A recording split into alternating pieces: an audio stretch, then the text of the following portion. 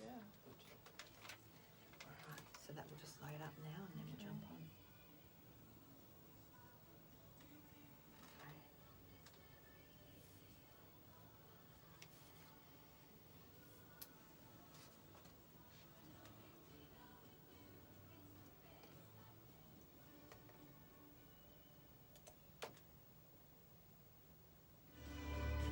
Afternoons on PBAFM 89.7. Thank you for tuning in this afternoon. We've got Anna Larwood joining us to discuss a few things. We'll go through that in a moment. Welcome. Thank you very much. How are you? Good. Yeah, good. Good to be here. Thank you for coming in on a public holiday. Yeah, that's okay. Nice day out there. It's beautiful. Actually, we've got some warm weather coming up over the next few days. I think we've got 22, 25. Yeah, even today's 20. It's pretty good. Very nice. So this afternoon we want to talk about a few things. Well, I asked you if we could talk about some morning, evening routines for optimal health in body, mind and soul according to Ayurveda. Importance of yoga in Ayurveda and effects on body and mind, a few meal suggestions and recipes. So let's get started. You can start anywhere you want. Let's start with morning routines, for example. What's a good way to start our morning? I understand sort of yoga and meditation, mindfulness, things Definitely. like that. Well, I thought just before we go into what we should actually do, if we understand why we need to do these things, is very helpful. So there's different cycles of the day, and as people have probably heard if they've been listening before, the Ayurvedic, foundational principles include tuning in with what's going on outside the body, so what's going on in nature, and all those external influences and how they affect us internally, because the internal body is like a microcosm of the external environment. So anything going on, the seasons and all that is affecting us. So there's seasons affecting us, there's also different times of day. And so you would have heard you've talked about the doshas, yeah? Yes, we have. So the times of day, so AM and PM, there's 2 till 6 is Vata time. So that's more time of movement. So we're going from, so if you're talking about during the day, we're going from that when the sun is high, the middle of the day, and things start to cool down a bit, and we're moving into the dusk time. And then 6 till 10 is Kapha time, so that's when there's just a bit more heaviness outside and can happen in our body as well. So at night time, that's the time getting ready to go to bed and all that type of thing. And then 10 till 2 is Pitta time, so in the middle of the day, that's when the sun is highest, and that's why, so our digestive fire is strong, like the sun, so that's why we have our biggest meal in the middle of the day. And then at night, Pitta time, which is meant to be when our body does its repair work. Yeah. So that's why when we're coming up to 10 o'clock, sometimes people get that, like, oh, I've got heaps of energy, I'm going to get all this work done late at night, but that's actually the time we're meant to be asleep, and our body's meant to be doing the repair work, so we sort of need to, that's why it's good to go to bed before 10 o'clock. So in the morning... So is that common to get a bit of burst of energy at 10 o'clock? Some people do, yeah. Like some people feel like, oh, I've suddenly got energy, and they might get hungry at that time. Yeah, I was going to ask about that. Yeah, and it's not a good time to eat because that's when you're meant to be asleep, so your body does all the internal stuff, all the assimilating and, that type of thing. So that's why, try not to stay up to that time and then start, doing the pitta things at that time of night because you're meant to be asleep. Right. Then. So it will still happen, but we'll be asleep. Yeah, because so that's when the body does the repair work. So Okay. pitta's doing its job, internally. So in the morning, so when the sun starts to come up, that's when things start moving in the body. So we've done that repair work at night, and so we've got the toxins ready to come out of the body. So that's there's many reasons for getting up early. It's also a really peaceful time of day, like a sattvic time, it's called mode of goodness time, so that's why it's a really good time to do your meditation and stuff. But when you first get up, ideally early, near sunrise, because so the toxins are moving and you want to get up and, release everything. So the first thing to do, because what happens is toxins accumulate in your mouth, and so we want to, within about 3 minutes of waking, get up and spit. You don't want to kind of just lie there and swallow that saliva that's in there, so you get up and just spit it out in the sink or whatever. And then scrape your tongue, because toxins also accumulate on the mouth. Yeah. So with a copper tongue scraper, I'm not sure if you've talked about this before, but... Not much. Yeah, so that's really important. Copper is used, you can get stainless steel tongue scrapers and other things. Copper is just a bit more medicinal, and it helps, the toxins sort of don't get reabsorbed using that. So you can get tongue scrapers online, or you can get them at some Indian grocery stores, but basically you just Scrape gently, not really hard, just gently, a few times down the middle, a few times down the side, and just like a gentle massage. Because basically the tongue is quite intricately linked to the digestive area and all the organs in the body. So it's like a gentle massage, and you're actually helping to stimulate a bowel movement. So there's a whole bunch of things going on with that. But yeah, do that first. You can actually clean your teeth first and then do it. So getting up early and then scraping the tongue are really important. And if there's people listening that've never done that, that's if you don't do anything else, start scraping your tongue. And once you'll notice what comes off too. There's a bit of a film comes off, and you can look at your tongue as well and just tune into what's going on. Because if there's a thicker coating or a thicker coating and maybe it's dark, it means all kinds of things. You can kind of just notice, like, if you've had a heavy meal or something, you might notice a thicker coating on the tongue. So you start to kind of notice what's going on. And can it change throughout the day, the tongue colour? Yeah, it can. And texture? Yeah, it can. I mean, it can change depending on what you've eaten too. Right. So it's not always necessarily, but there's different things. I mean, Ayurvedic doctors use the tongue to diagnose people with all kinds of things. Really? So, yeah. As well as the eyes, or mainly the tongue? The eyes as well. No, definitely all different signs in the body. So scraping the tongue is really important. And then the second thing that's important is you want to flush the body a little bit. So people have probably heard of having a glass of warm water. Yeah. That's really good. But you can add a couple of things to that water to make it even more beneficial. So you can add half a teaspoon of freshly squeezed lemon juice, half a teaspoon of raw honey, and half a teaspoon of freshly grated ginger. So we're just talking about small amounts, those half a teaspoon, so not much. And then really warm, so not hot. I'm sure you would have heard about cooking honey. So raw honey and just really, really warm water, and mix that together and drink it. So definitely don't put boiling water in it. You're just talking about a warm drink. Yeah. Mix it up and drink it. Because what happens is those three things, so the honey binds, the lemon juice helps to flush, and the ginger helps to scrape. So it's like giving this little flush of the digestive tract. So that also is going to help you have a bowel movement, and also help with your digestive strength. And just because you'll notice if you start doing that regularly, you'll start to notice that your digestion is better, that type of thing. Fantastic. So we're getting up in the morning and basically just, cleansing everything out. Because the thing is, if we get up later than, ideally, let's just say 7 or 7:30 at the very latest. It's not ideal, but so then you're in kapha time now. So 7 is considered late, is it? Yeah, right. Yeah, for sure. That's good to know. Yeah, definitely. Ideally, it's around sunrise, which is going to change for some people.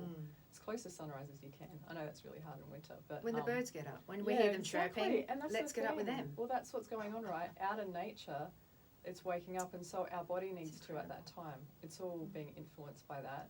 Because if we stay late, and you'll know when you sleep in, right, you feel a bit more sluggish for the whole day because you've got up in kapha time, which is that heavier time when we're meant to be up doing our exercise and stuff. Yeah. And if we sleep in, it actually affects us all day. And if we get up earlier, and it can be difficult at first, but you might have to try it for a couple of months to start to notice the benefits. You start to have more mental clarity, and you start to feel more energized, and there's so many benefits. So even just doing that, getting up earlier, is like a big thing. So you said exercise. Does that have to be, because some people go for walks after dinner at night, should we exercise in the morning or afternoon? No, I think after eating is okay, not straight after, like maybe like half an hour after eating is good. Yeah, at night's actually good too, because that's kapha time, so the 6 till 10, probably not that late, but yeah, around 6 at night after you've eaten, that means you're going to have to eat earlier, so maybe even a little bit later than that is a good time too. But after having a meal, when I say exercise, I'm meaning more like going for a really brisk walk or something, not really full on like gym work or something. Yeah, exactly. That should be in the morning if we're going to do that. Well, yeah, I mean, ideally you're not overexerting yourself at all. You're just doing enough to get a little bit sweaty, a sweat on the forehead or something, that's... Yeah. So, and there's different exercise for different body types, so it's sort of dependent too.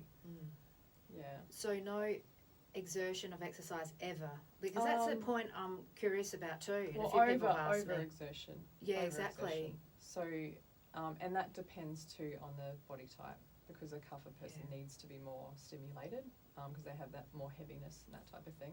Yeah. Whereas vata and pitta need a bit more calming stuff. So, yeah. Right. Yeah, because I wondered if certain natures can handle that or no one can handle it. People that, the veins are popping in the gym. I thought I've sort of heard different schools of thought that I don't think that that's ever good. Someone said it's No. never good for the human body. From what I've learnt, it's not good for anyone. Like a doctor that I studied with called it fighting with the machines at the gym. Yeah, exactly. Basically, because it's not necessarily, we've got to look at how it's affecting our whole being, right? Not just building muscle, but how is that action kind of affecting us in other ways too. Yeah, So, I remember seeing in Biggest Loser, you know, those TV shows, and they force them to just keep running and running, and they're struggling and they want to vomit, and the trainer's saying, well, that's a good sign if you want to vomit. You know what I mean? Yeah. And that means your body's like working to get the toxins out, but it doesn't seem instinctively, it doesn't seem right, does it? Exactly, I know, and instinctively we can usually tell, right? If we tune in and have that awareness, and I guess that's what it's all about, is tuning in and starting to, once you get a little bit more in balance, you can tell, right? You know if it's good for you or not. Exactly.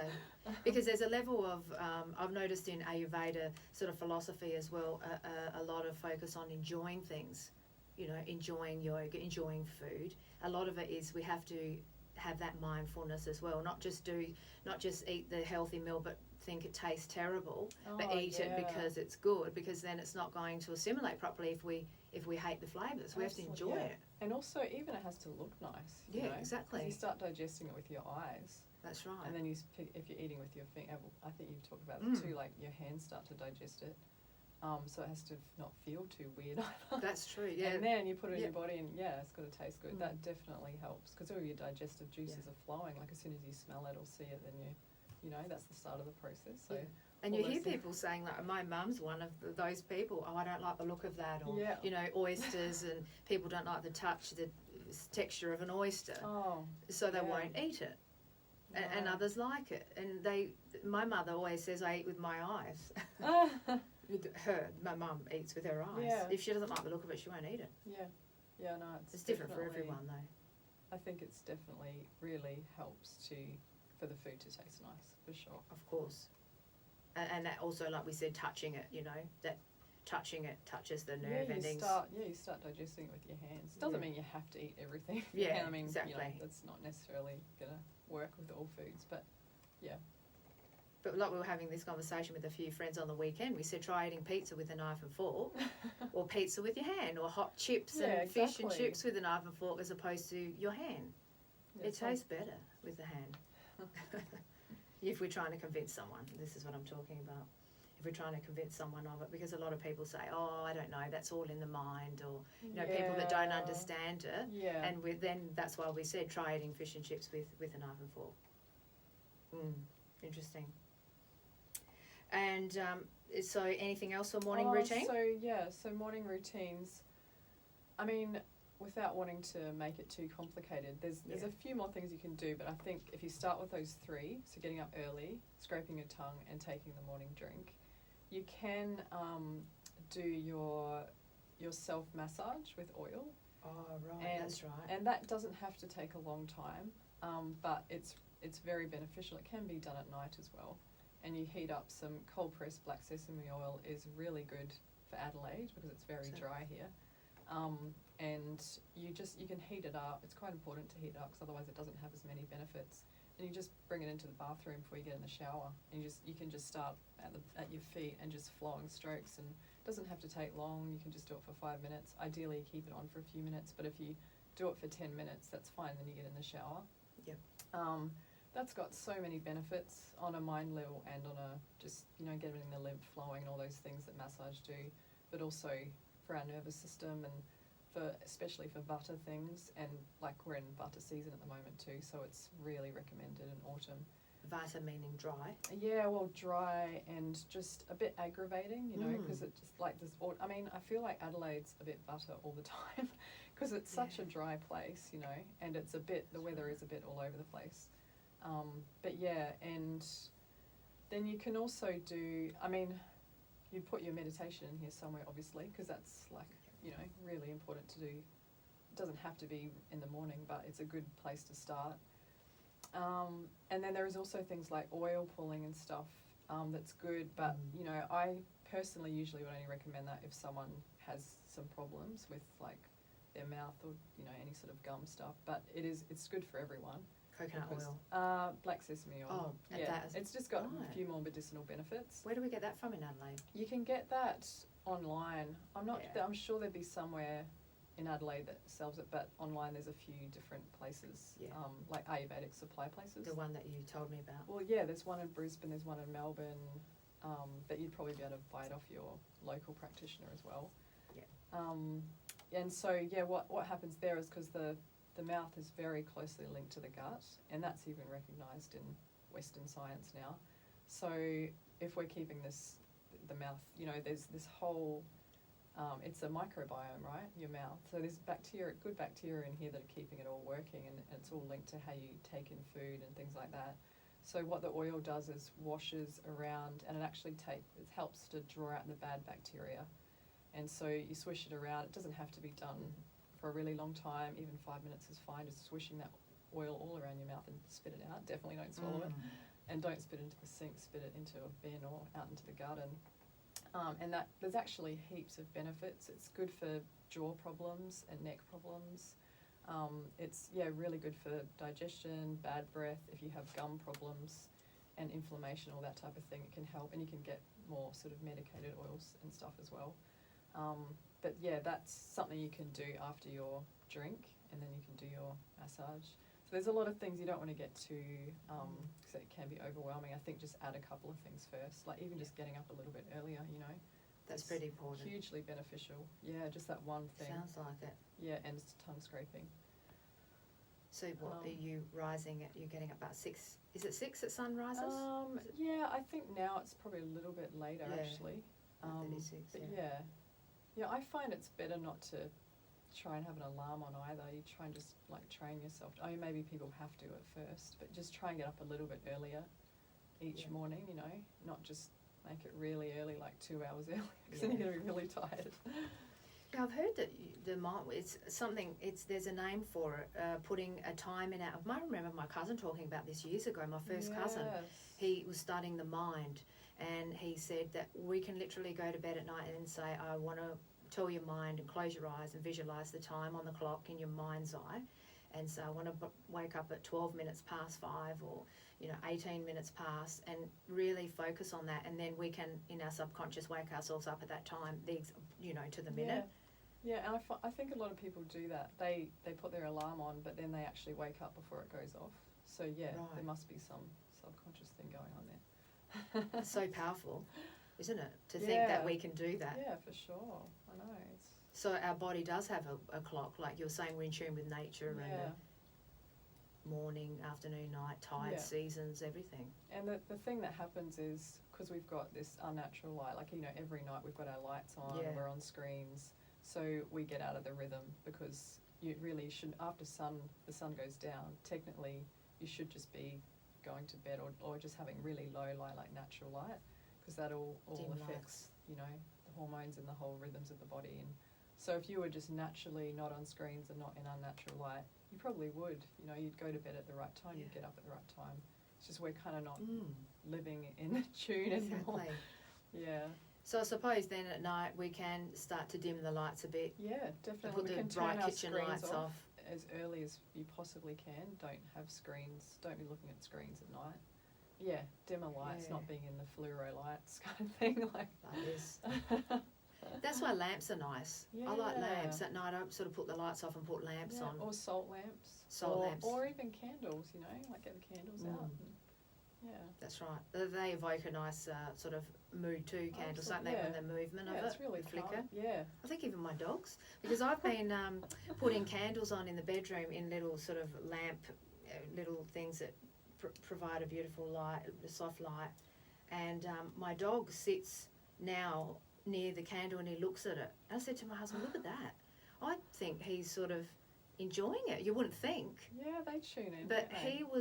he goes and sits near the candle and just watches the flicker. Oh, I said, I wow. think he likes it because, it makes sense. The flicker calms the eyes. It's Calming soft. them down, for sure. It's not that way out to think Yeah. that the candle's calming the dog. Yeah, no, it's not at all. That's totally.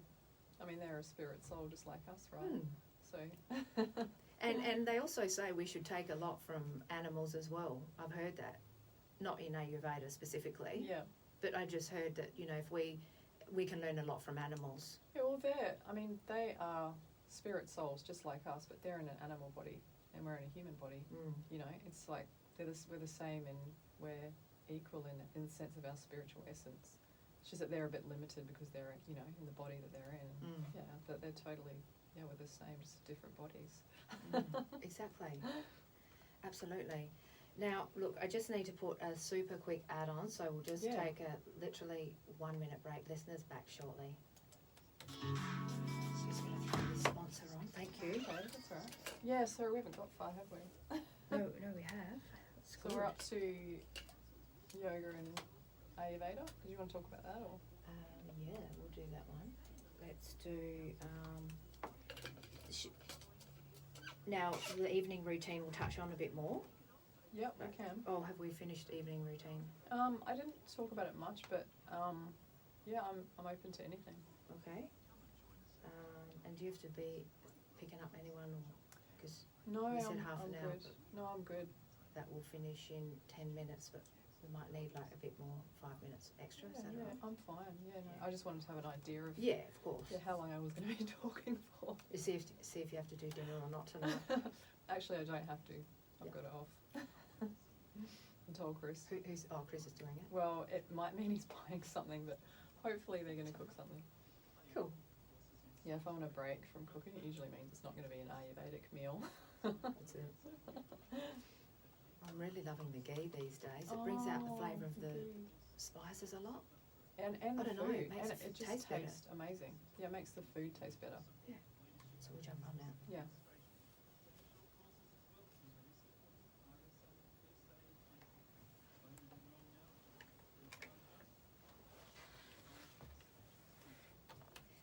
Thanks for tuning in this afternoon. We've got Anna Lywood joining us. Welcome back. Thank you. All right. So before we move on, let's just go through a few of the evening little things that we also like to do to stay focused and balanced. Yeah, so we sort of touched on, I think lowering the lights and all that stuff is actually quite important to help you, because you want to get a good sleep. So it's sort of you're doing things now to make sure that you're all set up to have a good sleep. Having your meal early is really important. At before sundown or just on sundown? Yeah, like dusk is good. Yeah, like 6 o'clock or... because otherwise, you know how I mentioned earlier, your body's meant to be doing its repair work at night. So if it's trying to digest a meal as well, then it's just going to cause toxins and it can't keep up, kind of thing, if you're doing that regularly as well. And it'll affect your sleep too. And can I just intercept just very briefly? Yeah. What about a snack? Yeah, you can As have in you can have a snack. That's fine. A light Is that all right? snack. Like you can just, if someone's really hungry, something more 9 o'clock, they can preferably warm. A warm spiced milk drink is perfect. Right, excellent. Yeah, so you boil Little bit. unhomogenized milk. Yeah.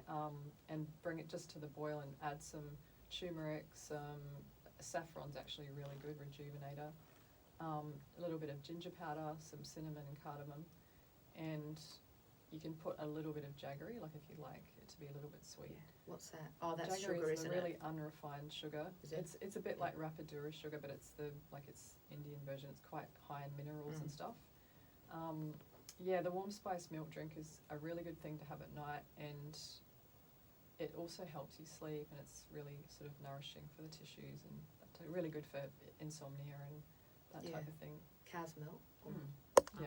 What's that? Just Right. unhomogenized though. Yeah. Not homogenized, because that's just that little bit more processed. So.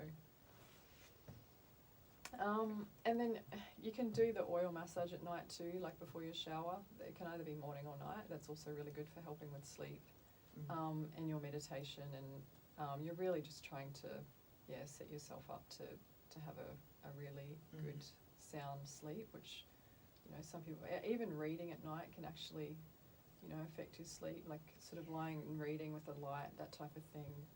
You want to just calm everything down at that time. So good to do some breathing at night, just even if it was just 15 long breaths in your meditation practice. And okay. One other thing. What about is it cacao powder? Is that something that helps us sleep in milk? I've never really No, it's not really an Ayurvedic Oh, it's not, thing. Because okay. I thought, doesn't that have caffeine in it? I think it might, but I thought I came across something that said that it helps us sleep. And I only say that because I did make one last week for my husband and I, and we were talking, and then we woke up the next morning, and I said, we were out like a light. It was like we had a whiskey. I said, the cacao milk knocked us out.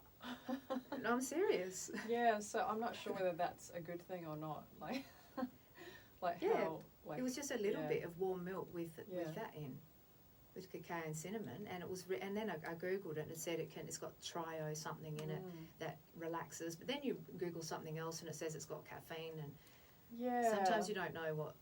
Yeah, there's what's so what. much information out there, it can be a bit overwhelming. That's right. Yeah, I just sort of stick to the Ayurvedic system because it's, you know, it's been around for so long, Yeah. and it's from the Vedas, so it's sort of like and it's still completely relevant today. Yeah, I just find it's easier just to stick to the one because there is so much mainstream kind of health information, and it's always like it's you know, something becomes a fad, and it might be That's good true. for one person, but maybe not. That's true. You know, it always depends on Mm, the body type, and yeah. absolutely. Is that it for the night routine? Yeah, I mean, yeah, I think as long as you're just focusing on winding everything down, so winding your work down as well. You're not trying to do stressful work stuff on a screen at Yeah. night and all of that. You're trying to wind down as much as possible. Just give yourself that time. Just Yeah. don't plan to be doing things right up till you go to bed kind of thing. Even if we think it's calming, like watching, you know, like a calming sort of positive talk, you know, motivational speakers or whatever, Yeah. that's still going to stimulate. Even if, Yeah. it, you know, it's Deepak Chopra or anyone or Sadhguru, and, you know, they're talking about philosophy and spirituality and calming things, it can still make us think. For sure. I think the best thing if you're going to listen to something is put on some meditation music, right? Some chanting. Perfect. Put on some That kirtan. Gauranga Just- chant was so yes. nice that you Just did. something really. The chanting actually helps us sleep because it purifies our heart and mind, and it's just on this very subtle level, and it calms you down. And I mean, so many people that we know that have come through the meditation centre and stuff, you know, it helps them. They just put it on, and Yeah. so that's a great thing to do, especially if you have problems getting to sleep and stuff. All right. So it's really, is it about 2 hours before sleep that we're really switching off, or is at sundown, 2 or 3 hours before I sleep? think you think about winding down from sundown. I Yeah. know that's not really, for most people it's probably not possible, but yeah, just sort of start thinking about winding down after dinner. Yeah. So it doesn't have to be a specific amount of No, hours. I think you just try and fit it into your life as much as possible because Yeah. once you start to notice benefits from it, then you're going to naturally want to do it. So it'll just find, Exactly. you know, yeah. Okay. And okay, so I think we're up to meal suggestions. Meal suggestions. Meal suggestions. Or So even little snacks, like we said, you know, there's some beautiful, I think we've even had them at the yoga centre, I remember, after some, yeah, the nuts, the date balls chanting. and stuff. yes, Yeah. and that they are so tasty. What's in them? Do you make them? There's so many different ways you can make them, but yeah, I make them without nuts because nuts can be a bit heavy unless you're using almonds that have had the skins taken off, Right. which is where you just soak them for an hour or two and pop the skins off because almonds are the most easily digestible nut and packed full of nutrients. The skin's just slightly toxic on the digestive tract, so you can use Is it? almond. Yeah, The skins. yeah. So that's a really highly recommended snack. You only need about 8-10 almonds a day, but you just pop the skins off first. And Yeah. once you've soaked them for an hour or two, they'll come off really easily. Unless your almonds aren't fresh. Sometimes if they're really old, it might not come off easily. So almonds and raisins and dates. Ideally, you soak them first, or you can. Even the date. Yeah, there's a couple of different ways you can do this. So you can soak them first and then make your balls by blending them together with coconut. And I sometimes put black sesame seeds, like I grind them. Pumpkin and sunflower seeds you can put in it.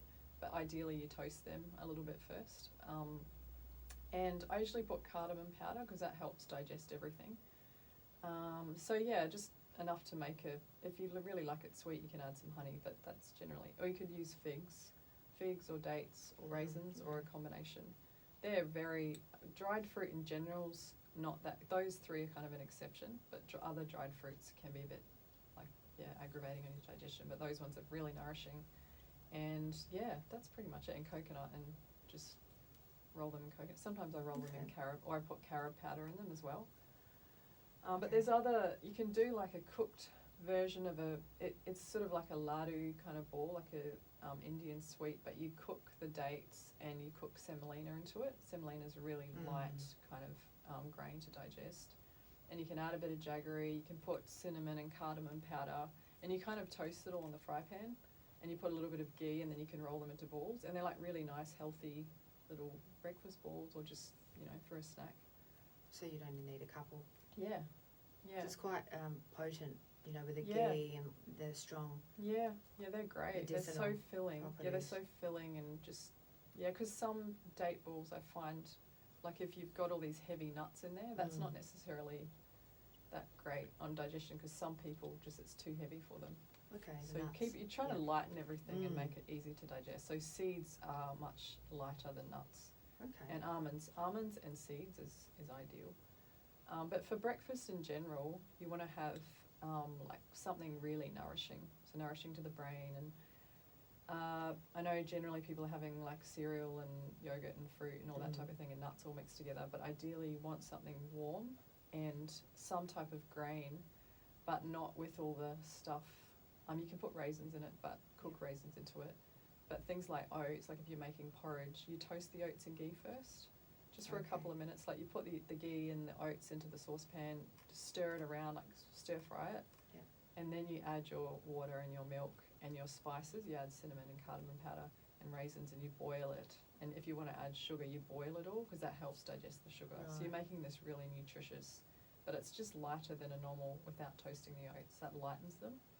Oh, okay, I was going to ask. Yeah, and you can do that you can do a semolina porridge, where you toast the semolina first, and that doesn't have to have milk in it. And you can also do a rice flakes porridge. You heard of rice flakes? Yeah, they're pressed. That's it. Yes, I have. Yeah. I only just found out about that the other day. Yeah, they're great, and you can have them savoury as well. And they're, once again, really light, but they're nourishing, and they've got that, sweet, nourishing quality. So it's rice that's been... Yeah, pressed, flattened rice. And you do and the puffed? Is it being puffed too to make it light? I think puffed rice is a different thing. Is it? This is just flat. It looks flat. And you just toast it in ghee once again. It doesn't really need to be toasted, because you're meant to wash it first and sort of soak it, and it gets thick. And then you can just stir it in some ghee, add your milk and your water, and you make it quite, like even with the oats porridge as well, you don't want it really thick. You want to have it so if you think it's not like glue, because you're thinking about how that's going to end up in you. So you want it nice and like it pours off a spoon. And you can, with your poha porridge, you can have, because that's very light, you can put some almonds in it and some raisins, and it's just so nourishing. And and there's a few things, like there's ragi flour porridge as well. That's red millet flour, and it almost turns out like custard. Really delicious, and it's gluten free, and there's so many nice porridges you can make. It's sort of the best way to start your day. You don't really want to be having cold. I mean, fruit's okay if it's warmer weather, but then you're probably not going to be, going to need something later. So sometimes it's good to just have your proper breakfast and then have a snack of fruit at mid-morning or something.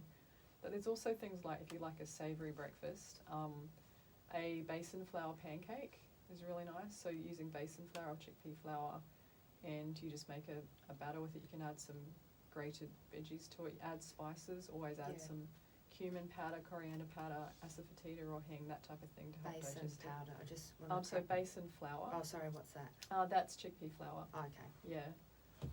So pancakes don't have to be unhealthy. No. Because we see a lot of people, very healthy people on YouTube. Gosh, there's so many great channels on YouTube. And they're making pancakes. Yeah, there's buckwheat pancakes. If you like sweet stuff, buckwheat pancakes are good. And just try not to put yogurt and stuff on them. Try and just have them like with ghee and honey is good. Or just honey, because you're cooking them in ghee, so you can just spread some honey on them. What else for breakfast? Stewed fruit, if people do like really light, stewed fruit is amazing. So you're just cooking up your pears and apples, and you're putting spices in there, and then for lunch, I'm sure you would have already talked about this stuff. So basically we want to have cooked foods, seasonal vegetables, and we want to use spices and really good quality oil. So then we're getting it in a state where our body can digest all the nutrients. So we want it to be really light and nutritious and warm and taste nice. So you just, it doesn't have to all taste like, you know, a certain, it's not like you're necessarily changing everything you're cooking. It's just a way that you're cooking and the way that you're eating food. But the seasonal vegetables is really important because generally you can, if it's in season, then you know that it's going to be right for whatever's going on. It's going to have the right qualities. And I mean, I go to the farmers market, the Wavell Farmers Market every Sunday morning, and I kind of know that, you know, everything's grown here, so I know it's all seasonal. So I know at the supermarket it's not necessarily going to be what's in season because you can get anything. Exactly. So yeah, like things like soups and curries and stir fries, dals. I think someone's talked about khichdi. That's an amazing light meal that you can have a few times a week. Really easy to digest. Which is like lentils and rice. Yeah, it's yellow split mung or yellow mung. So like a mung bean without the green part, and it's one of the lightest legumes to digest, and it's one of the highest in protein. And it's quickest to cook as well, and you don't have to soak it for as long. So you can soak it for a couple of hours. So the green mung isn't ideal? Green mung's good too. That's very high in protein as well. It's just that once, because you've got the case around it still, it's just a little bit harder to digest, but it's still good. Yeah, it's still really good. Right, so there's something called yellow mung. Yeah, so... I haven't come across that one. Yeah, it's a bit tricky because it's sometimes called mung dal. Right. But you know how we also know of dal as when we make a dal to eat. So it's sometimes called that as the lentil, and sometimes it's spelled M-O-O-N-G, mung. Mung dal in an Indian grocery store. So it's, and it's pretty much usually called mung dal actually. Yeah, so it's the yellow, and you can just check because there is yellow lentils, but they're different. And there's really also heavy, like, those, you know, they? and yellows. There's different types Split pea, is that it? Yeah, there's also chana dal as well. So if you try and make sure you get the yellow split mung or mung, and yellow split mung just means the case is partly broken off, so it's still a bit easier to digest. Yeah, because that's the thing with lentils and legumes, they can be a bit heavy if we don't prepare it right. Exactly, it's just a matter of soaking them and always using spices when you cook them and cooking them with lots of water because they're astringent. And they can cause problems, but generally if you're cooking them with enough water, so you've got a really soupy dal, it's not too thick, and you're using your spices, and you'll cook the spices in an oil or ghee first, and you'll add them to the dal, and so it's really just a matter of, I think it's just as easy, but you just need to be more organised. So you go, okay, I'm having chickpeas tomorrow, so you soak them the night before, but with mung dal you don't have to soak it overnight. A couple of hours is fine. It actually is, because it's just a bit lighter on digestion. Oh, so is it best to pan fry the spice powders and then put it in the soup, not put it in the soup and the ghee or in the soupy water? Yeah, so generally the powdered spices you can put in while you're cooking the lentils, but you'll make a little spice mix with your cumin seeds, with your whole. So you'll put, heat up the ghee, put the cumin seeds in, and you start to smell them. They start to cook. They start to go a bit darker, and then you take them off the heat or turn the heat down. You add your ginger and you can add your asafoetida in there. So you're just mainly cooking the whole spices, and then you can put the powdered ones in. Or sometimes I just mix the powdered ones in once the heat's lowered, and I put it all in at the end. Yeah. So it's and things like cumin seeds, ginger, coriander powder, or even whole coriander, those type of ones, they're the type of things you can use all year round sort of thing.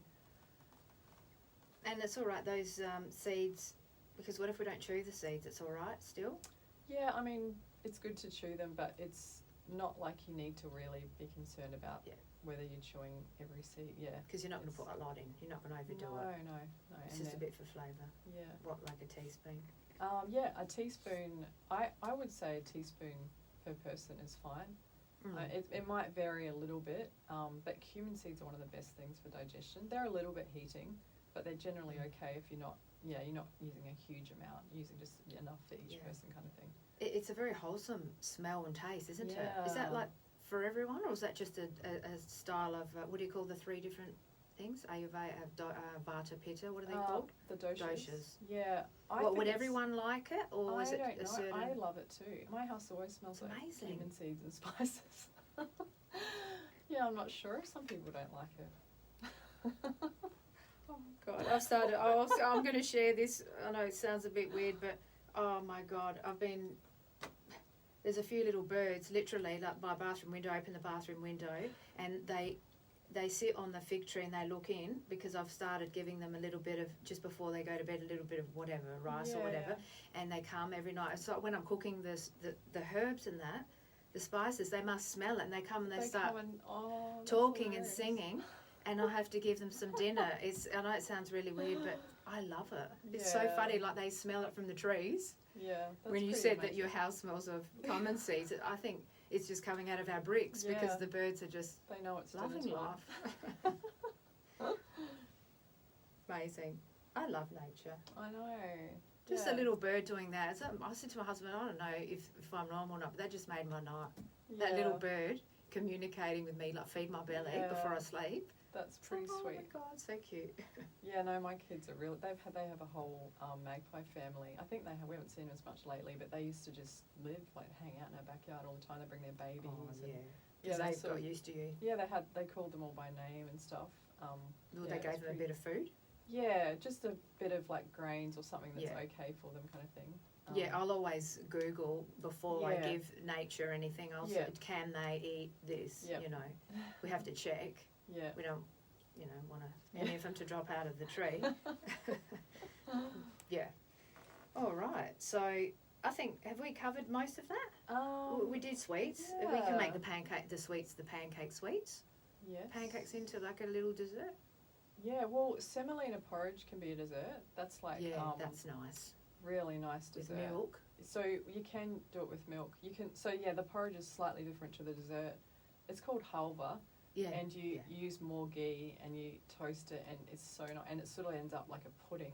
So you cook the semolina in the ghee for quite a while till it sort of roasts, not so it burns though. And then you add the spices. You can add like cashew nuts in there and raisins and jaggery, and you just you stir it up with hot water. So you just have to kind of stir it to the point where it gets sort of just starts to come off the sides of the pan, and that's a delicious dessert. And there's also things like what's it called, sago pudding. Yeah, I've seen you can that. do that with milk and spices, and that can be a breakfast as well. I think, isn't that like in Indonesia? They eat that a lot in Indonesia. Yeah, it is. I think it originates in Indonesia with sago palm. Yeah.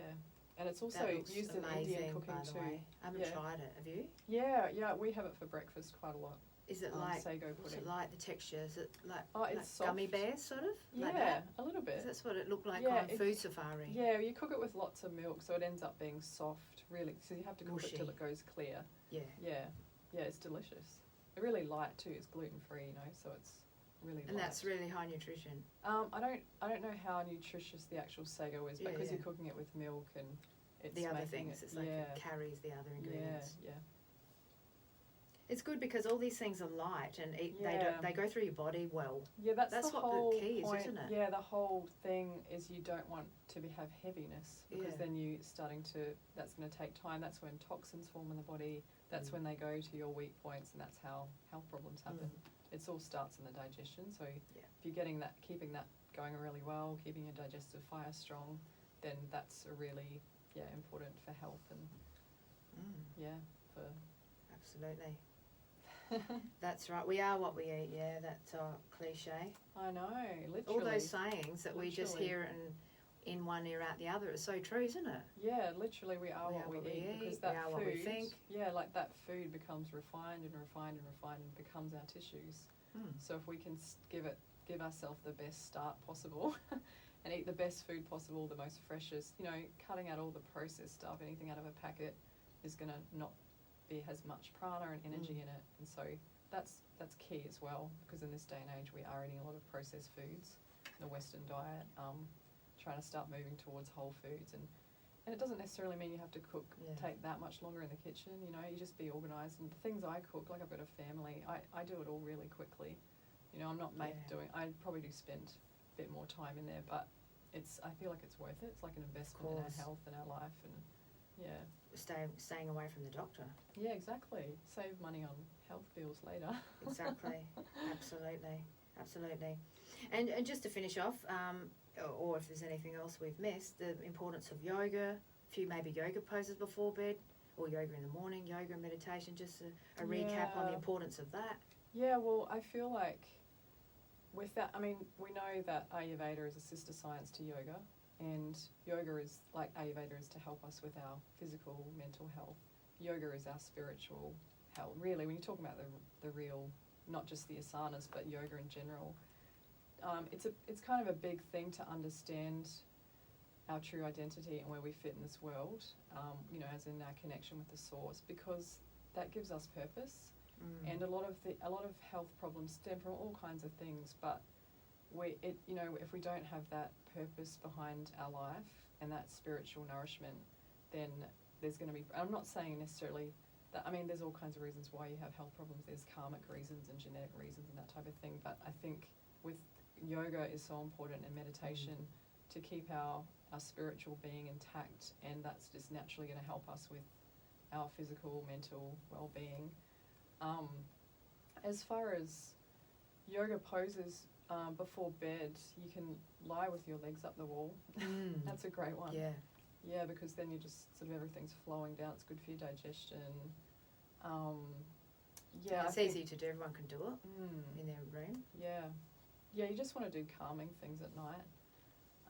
Just sort of, yeah, like, you know, like forward folds, and you can do mild poses. Yeah, for sure.